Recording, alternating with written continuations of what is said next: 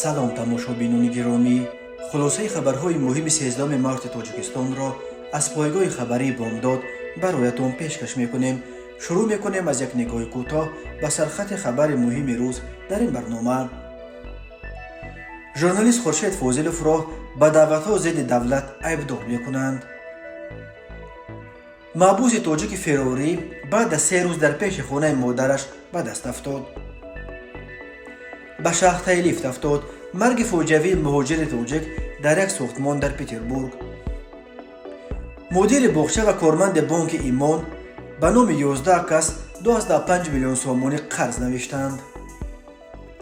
гумон надоштам ки дар тоҷикистон гуруснагӣ мекашам. номаи як амонатгузори Тоҷпромбонк ба президент Эмомалӣ Раҳмон. бонкҳои тоҷикистон дар як сол беш аз 1 миллиард сомонӣ фоида гирифтанд. боз 4 заминларза тоҷикистону афғонистонро такон дод. ва акнун тафсилоти хабарҳо. мақомоти амнияти шаҳри Панҷакент Хуршед Фозилов, журналисти муқими ин минтақаро бар асоси қисми 2 моддаи 307 банди 7 кодекси ҷиноятии Тоҷикистон даъвати оммавӣ барои борои зӯроварӣ тағйир додани сохти конститутсионӣ бо истифода аз воситаҳои ахбори омма ва интернет айбдор карданд. худи ӯ ин иттиҳомро бепоя номида рад кардааст. ин моддаи қонун дар Тоҷикистон аз тарафи мақомот дар парвандаҳои ангезаҳояшон сиёсӣ ба виҷа ба зидди фаъолони ҷомеа, дигарандешон, мунтақидони ҳукумат ва журналистон зиёд истифода мешавад. бинои иттилои дарёфти Хуршед Фозиловро ки рӯзи 6 марти соли 2023 дастгир шуд, рӯзи панҷшанбе 9 март баъди судури қарори додгоҳ дар мавриди интихоби ҳабси пешакӣ ҳамчун чораи пешгирӣ нисбат ба вай аз Панҷакент ба боздоштгоҳи шаҳри Хуҷанд интиқол доданд. хушбахт Фозилов бародари Хуршед Фозилов ки рӯзи якшанбе 12 март бародарашро дар боздоштгоҳи Хуҷанд дар ҳузури вакили мудофиӣ дидааст. рӯзи 13 март ба Радиои Озодӣ гуфтааст ки бародарашро ба даъвати оммавӣ барои бозур тағйир додани сохти конститутсионӣ гумонбар медонанд, вале на худаш ва на пайвандон ин иттиҳомро қабул надоранд. ба гуфтаи хушбахт Фозилов, Хуршед аз саломатиаш шикоят надошт. осори шиканҷаам дида намешуд, аммо лоғар шудааст. вай афзуд ки мақомот Хуршедро бар асоси моддаи 307 қисми 2 банди г кодекси ҷиноӣ ё даъвати оммавӣ барои борои зӯроварӣ тағйир додани сохти конститутсионӣ бо истифодаи воситаҳои ахбори омма ё шабакаҳои интернет муттаҳам карданд. ҳоло вакили мудофиъ машғули ҳимояи ҳуқуқии бародарамон аст.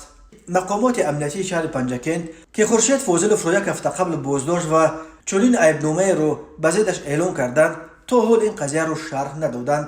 дар ҳамин ҳол рӯзи 12 март дар гурӯҳҳои марбут ба фермаи ҷавоб дар интернет як силсила иттиҳомоти подарҳаво ба зидди Хуршед Фозилов нашр шуд ки баёнгари оғози як марраи густурдаӣ ба зидди ӯст.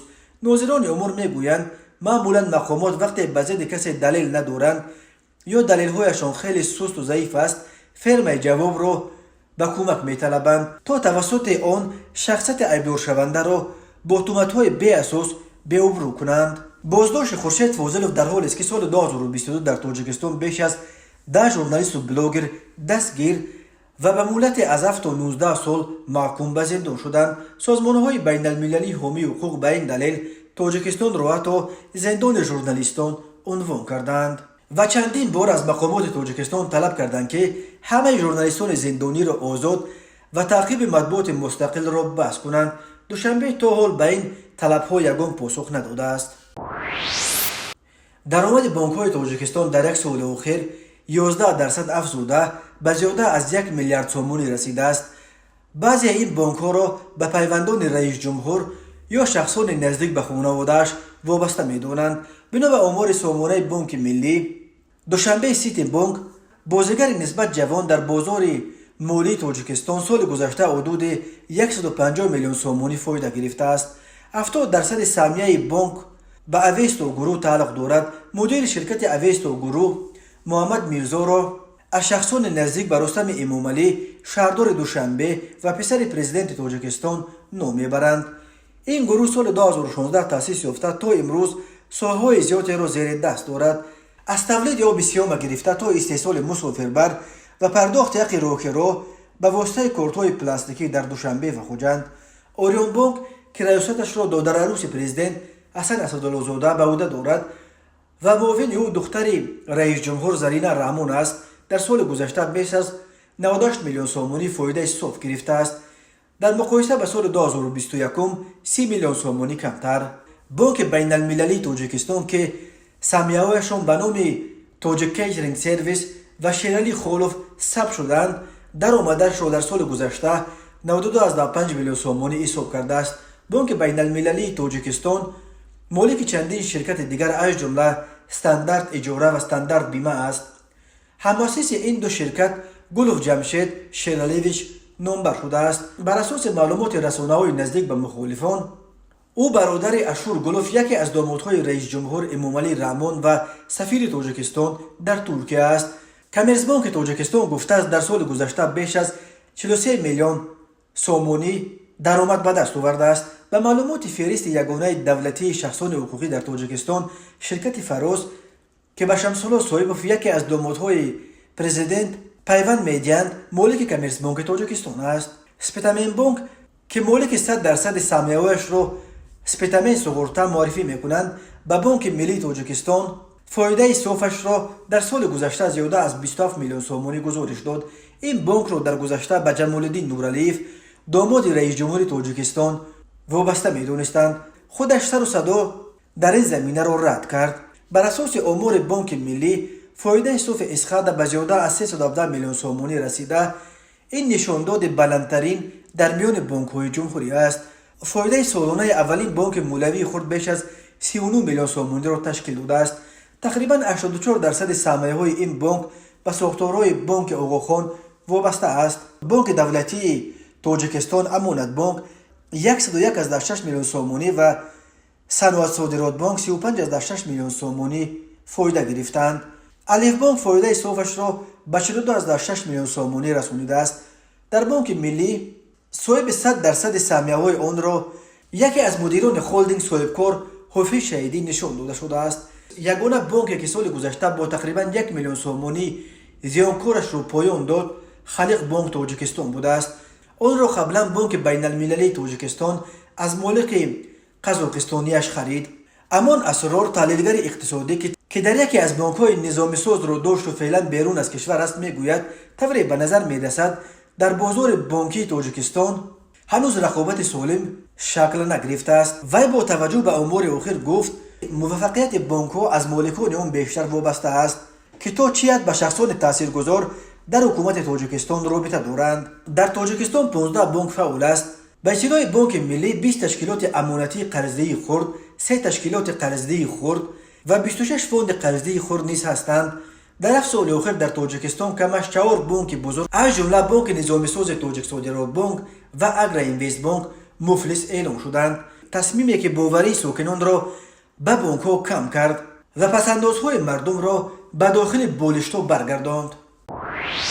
میرزا خوجه صمدوف یکی از امانتگزاران بانک هنوز سال 2017 مفلس اعلام شده تاجپرام بانک روز 13 مارس سال 2023 با ارسال یک نامه سرکوشیده به پرزیدنت تاجیکستان امامعلی رحمون نوشته است که با گذشت 6 سال از برهم دادن تاجپرام بانک او تا حال نتوانسته است که پس‌اندازهای خود را از این بانک پس بگیرد.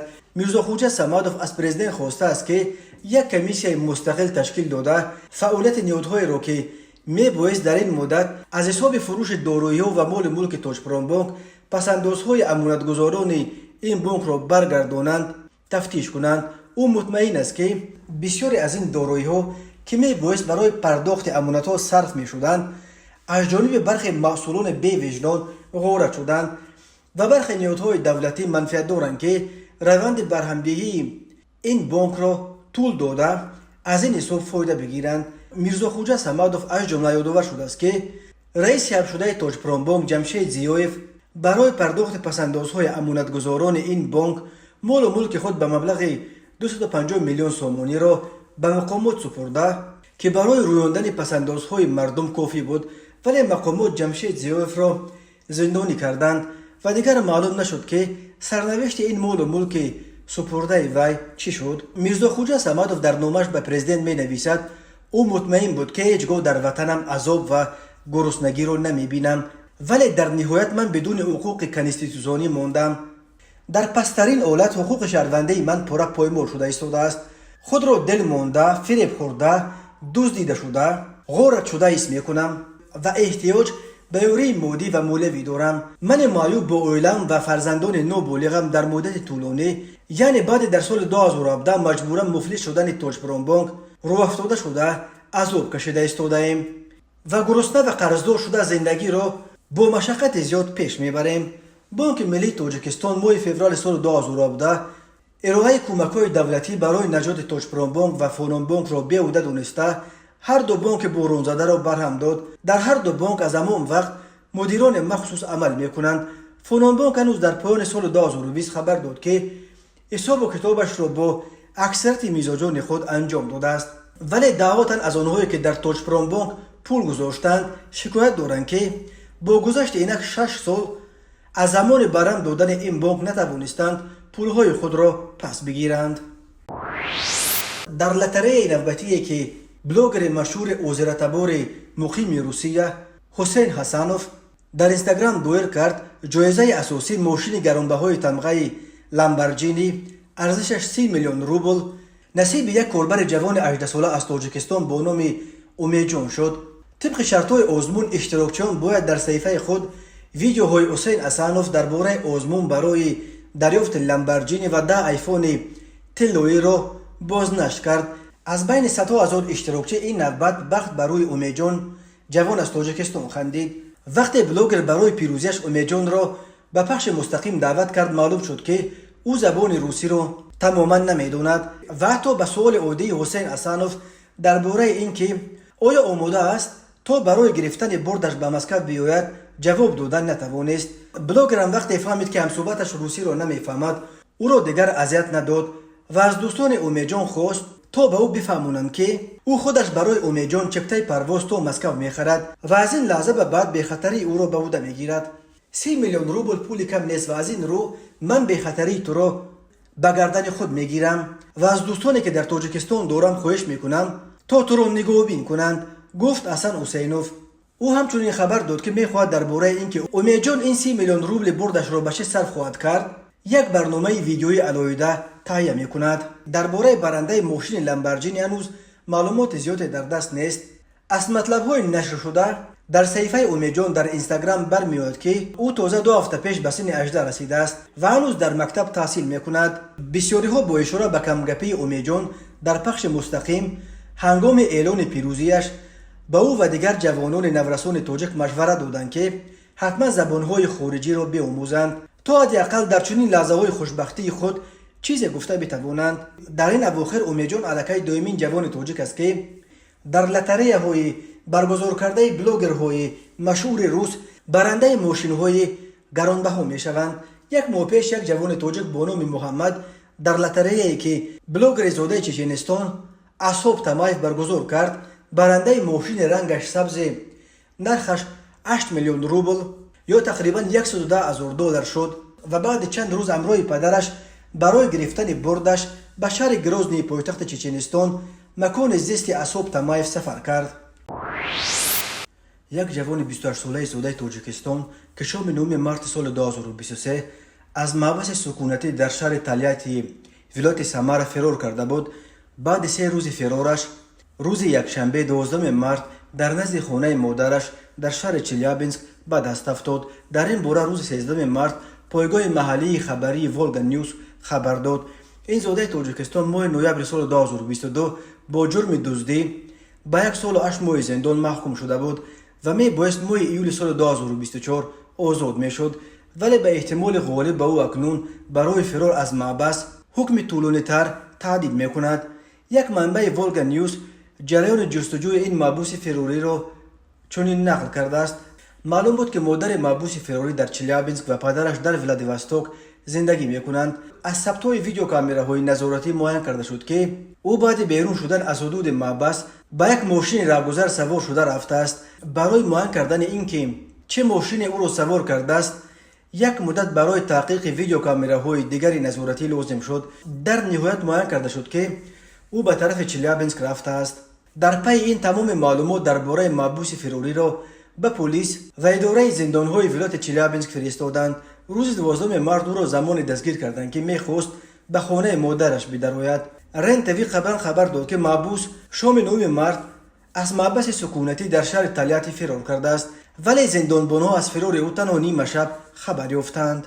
درباره سبب‌های فرار محبوس تاجیک چیزی گفته نمی‌شود، ولی وقت‌های آخر از محبس‌های روسیه شکایت‌های زیادی به دست می‌رسند که می‌گویند مقامات زندان‌ها محبوسان را با تعدید کشادن پرونده‌های نو و به گردنشان انداختن حکم‌های طولانی مجبور می‌کنند که اختیاراً عریضه نوشته به جنگ ضد اوکراین بروند. در ماه‌های آخر درباره در اوکراین کشته شدن دست کم 20 محبوس تاجیک خبرها به دست رسیدند.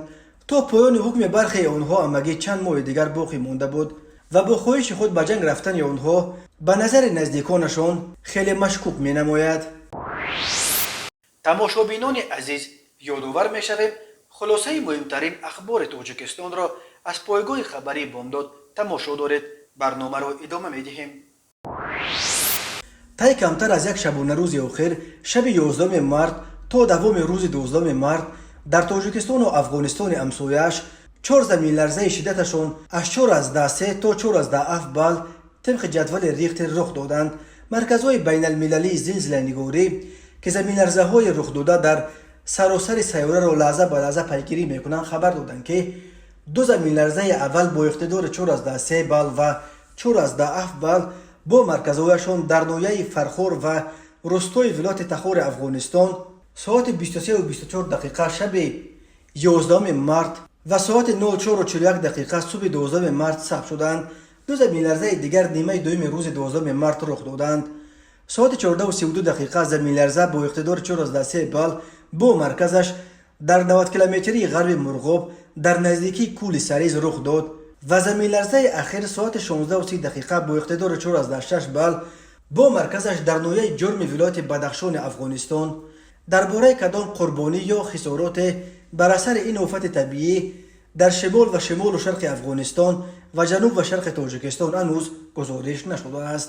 یادآور می‌شویم صبح 9 مارت در منطقه مرغاب در نزدیکی کول سریز 2 زمین لرزه شدتشان 4.5 بال رخ داده. در دهه آخر ماه گذشته روزهای 23 و 28 فوریه در نزدیکی کول سریز 12 زمین لرزه اقتدارشان از 3.8 تا 7.3 بال ثبت شده بود. خوشبختانه آن آفت‌های نیز یگان تلفات و خسارات در پی نداشت. تاجیکستان در یک منطقه زلزله‌خیز قاره آسیا جاگیر شده هر سال در قلمروش صدها زمین جنبی ثبت می‌شوند. یادآور می‌شویم دوم ایول سال 2021 بر اثر زمین لرزه در وادی رشت در شرق تاجیکستان 5 ساکن نویه تاجیک‌آباد اکثرا کودکان به هلاکت رسیده. در این نویه و نویه رشت بیش از 200 خانه خراب شدند. یک مهاجر 42 ساله از تاجیکستان در ساختمان یک بنای استقامتی ناتمام در شهرهای سوزدل در شمال شهر سنت پترزبورگ روسیه به شاخت لیفت افتاده در جای حادثه به هلاکت رسیده است. در این باره نشریه محلی افتاده‌اش رو خبر داد. بنا به اطلاع نشریه این حادثه ناخوش روز شنبه 11 مارت سال 2023 در بنای رقم 8 در شهرهای سوزدل رخ داده. مرد تاجیک به احتمال غالب از قبط ششم به بنای شاخت لیفت افتاده است. افتاده‌اش رو خبر داد که جسد مهاجر تاجیک را برای تشخیص به مرگ فرستادند و برای معاین کردن تفصیلات این حادثه ناخوش سنجش ادامه دارد. از اول ماه مارت سال جاری این هلاکت دومین مورد رسانه‌ای شده مرگ فاجعه‌ای مهاجران تاجیک در ساختمان‌های روسیه است. طبق قبلا پایگاه خبری بامداد خبر داد نیمه دوم روز 6 مارت سال 2023 ساعت 16 و 50 دقیقه یک مهاجر کوری از تاجیکستان در ساختمان در کوچه نیژنی مینوینکی در غرب شهر مسکو پایتخت روسیه به هلاکت رسید. این کارگر که همگی 25 سال داشت از بلندی به زمین افتاده در جای حادثه جان داده است. اسم این جوان تاجیک نشر نشده است. هر سال بیش از 1 میلیون نفر و تقریبا نصف اهالی قابل کار تاجیکستان برای پیدا کردن روزی خانواده‌های خود به خارج و اساساً به روسیه به مهاجرت کاری می‌روند. هر سال در روسیه به دلایل مختلف تا 1000 نفر از مهاجران تاجیک می‌میرند. فلاکت‌ها در جای کار و جای زیست و بیماری‌ها و صدمه‌های نقلیاتی از علت‌های عمده مرگ مهاجران تاجیک در روسیه نام برده می‌شوند. مرکز مطبوعات اگنتی مبارزه با کروپسیون تاجیکستان روز 13 مارس سال 2023 از انجام تفتیش پیشکی تصدیق فکر عیبدارکنی و برای بررسی به دادگاه ارسال شدن پرونده مدیر کودکستان رقم 27 شهر خوجند مدینه جان راوپووا و کارمند بانک ایمان اینترنشنال ملک خوجا رحیمبایف با اتهام با استفاده از وکالت و حجت‌های قلبکی به نام 11 نفر گرفتن قرض‌های بانکی به مبلغ قریب 12.5 میلیون سومانی خبر داد. مدینه جان راوپووا و ملک خوجا رحیمبایف هر دو بر اساس ماده 246 قسم 3 بند ب و 340 قسم 2 بندهای ا ب با تصرف قرض بانک به مبلغ خیلی بزرگ و ساختکاری حجت‌های بانکی و رحیمبایف علاوه باز بر اساس ماده 265 کدکس جنایتی جمهوری تاجیکستان به غیر قانونی دادن قرض بانکی عیبدار می شود. بنا به شرح مذکور مطبوعات اگنتی مبارزه با کروپسیا مدیر مؤسسه تا مکتبه رقم 27 شهر خوجند راوپووا و مدینه جان در اساس مصلحت پیشکی با متخصص قرضی شرکت ایمان اینترنشنال رحیمبایف ملک خوجا مومین جانویچ با سوء استفاده از وکالت برخلاف دستور عملهای بانک ملی تاجیکستان عمل نموده با روی ساختکاری حجت‌های بانکی به نام مناسب 11 نفر گویا برای رشد تجارت و تعمیر خانه مبلغ عمومی 161,050 دلار امریکایی و 727,500 سومانی قرضای بانکی ترتیب دادند. من بعد نامبردگان مبلغ ذکر شده را تصرف نموده به منفعت خود صرف کردند که در نتیجه با این کردار خود به تشکیلات قرضی ضرر مادی مخصوصا کلان رسانیدند. به مدینه جان راوپووا و ملک خوجا رحیمبایف بر اساس قسم 3 ماده 246 برای تصرف قرضهای بانکی همچون جزا جریمه به اندازه از 1460 نشان دهنده تا 2190 نشان دهنده برای ایسوپا و یا از 8 تا 12 سال زندان تهدید میکند. همین طور به هر دوی آنها بر اساس قسم 2 ماده 340 برای ساختکاری حجت‌ها جریمه به اندازه از 365 تا 912 نشان دهنده و یا از 2 تا 5 سال زندان تهدید میکند. ملک خوجا رحیمبایف را برای غیر قانونی دادن قرضهای بانکی بر اساس ماده 265 میتوانند علاوه همچنین به اندازه از 250 تا 547 نشان دهنده جریمه و یا تا 3 سال حکم زندان بدهند. مرکز مطبوعات وزارت کارهای داخلی تاجیکستان خبر داد که صبح یکشنبه 12 مارس سال 2023 در دو صدمه در کولاب و خراسان دو مسافر به هلاکت رسیدند. از جمله صبح 12 مارس سال 2023 تخمینا ساعت‌های 0:30 راننده اتومبیل تمغه مرسدس بنز عالمزاده هدیت الله محمد زبیر سال تولدش 2003 ساکن شهر روغون هنگام حرکت از سمت فرودگاه شهر کولاب به سمت مرکز شهر از عهده دوره نقلیات نبرآمده به کنار راست رو برآمده به مانع بتونی برخورده است. در نتیجه خود راننده عالمزاده و مسافران داخل اتومبیل مذکور حکیموف بزرگمیر سال تولدش 1999 ساکن شهر روغون، مظفرف خسرو سال تولدش 2002 ساکن شهر دوشنبه، حکیموف رستم سال تولدش 1997 ساکن شهر روغون به سلامتیشان جراحت‌های گوناگون جسمانی برداشته در بیمارخانه بستری گردیدند و مسافر دیگر این ماشین حکیمزاده در جای حادثه به هلاکت رسیده است. مردم از دیگر منطقه‌های تاجیکستان برای آن از فرودگاه کولاب استفاده می‌کنند که نرخ پرواز به شهرهای روسیه از این جا نسبت به دوشنبه ارزان‌تر است. همچنین صبح 12 مارس تخمینا ساعت‌های 09:05 راننده اتومبیل تمغه تویوتا کامری عزیزوف امید سال تولدش 1993 ساکن نوع کوشونیان هنگام حرکت از سمت شهر بختر به سمت شهر دوشنبه در حدود جماعت دیوت غلاباد نوع خراسان از عهده دوره نقلیات نبرآمده به چخوری طرف راست را چپ شده است. در نتیجه خود راننده عزیزوف با جراحت‌های گوناگون جسمانی در بیمارخانه بستری گردیده. مسافرش سمدوف سفرعلی سال تولدش 1985 ساکن شهر بختر در جای حادثه به هلاکت رسیده است. از روی این حادثه ها تحقیقات ادامه دارد. مرکز مطبوعات وزارت کارهای داخلی تاجیکستان روز 13 مارس سال 2023 از آشکار شدن دو حالت دزدی در ولایت سوخت خبر داد. از جمله به شعبه وزارت کارهای داخلی نویه باباجان غفوروف عریضه مرد 32 ساله موقتا ساکن شهر بوستان وارد گردیده است که 2 مارس سال 2023 شخصان نامعلوم با راه پنهانی از داخل کانتینر واقع در بازار اتوش نویه باباجان غفوروف 95 رولون متاع زنانه را دزدیده از جای حادثه غیب شدند. هنگام گذراندن چاره‌بینی‌های اپراتیوی جستجویی از جانب کارمندان میلیسیا، مرد 26 ساله و نابالغ 17 ساله ساکن شهر گلستان با گمان صادر نمودن جنایت دزدی دستگیر کرده شدند. این چنین ضمن برگزار نمودن چاره‌بینی‌های اپراتیوی جستجویی از جانب کارمندان میلیسیا، جوان 21 ساله ساکن شهر استرافشن همچون گمانبر در صادر نمودن جنایت دزدی دستگیر کرده شد. نام برده به آن گمانبر می شود که شب 9 مارس سال 2023 تخمین ساعت 23:00 دقیقه از باردار автомашین تمغه مرسدس بنز 13200 سومونی و $700 امریکایی را طریق پنهانی تصرف نموده از جای حادثه غایب شده است. ضرر رسانده شده 20200 سومونی را تشکیل می‌دهد. دزدی یکی از جنایت‌های اعظم رایج به شمار رفته. سال 2022 در تاجیکستان 4868 حادثه دزدی و سال 2021 6019 چنین حادثه ثبت شده است.